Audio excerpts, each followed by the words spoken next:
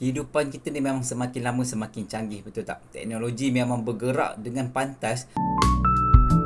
Bab cari tempat kerja, cari tempat makan, tempat tinggal, cari apa, cari barang, cari orang, semuanya boleh guna online sekarang ni. Termasuklah bab mencari jodoh ni. Tak perlu lagi nak pergi travel jauh-jauh, tak perlu lagi nak pergi ke seluruh dunia untuk mencari jodoh yang terbaik untuk kita kan. Sedangkan kita ada cara yang lebih mudah, iaitu lebih menjimatkan kos, lebih menjimatkan masa dan juga tenaga, dan juga boleh akses di mana saja, iaitu menggunakan portal cari jodoh online. Walaupun kadang-kadang adalah kata-kata orang, portal online ni satu portal yang untuk orang yang tak laku je, untuk orang yang dah banyak usia, orang yang tak ada rupa.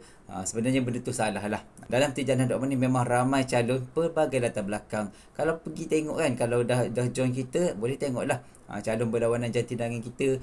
Paras rupanya ada, kejaya pun bagus, umur pun muda lagi. Ni tak ada istilah tak laku lah sebenarnya. Dan juga ini adalah salah satu inisiatif untuk anda mencari jodoh. Kalau tak ambil peluang, rugilah. Terutama yang memang tengah struggle untuk mencari jodoh, yang tengah stuck dalam pencarian jodoh, sertai Tijana.my dan juga mulakan usaha pencarian anda. Mana anda tahu dalam masa singkat anda jumpa calon-calon yang sesuai, boleh perkenalkan kepada keluarga.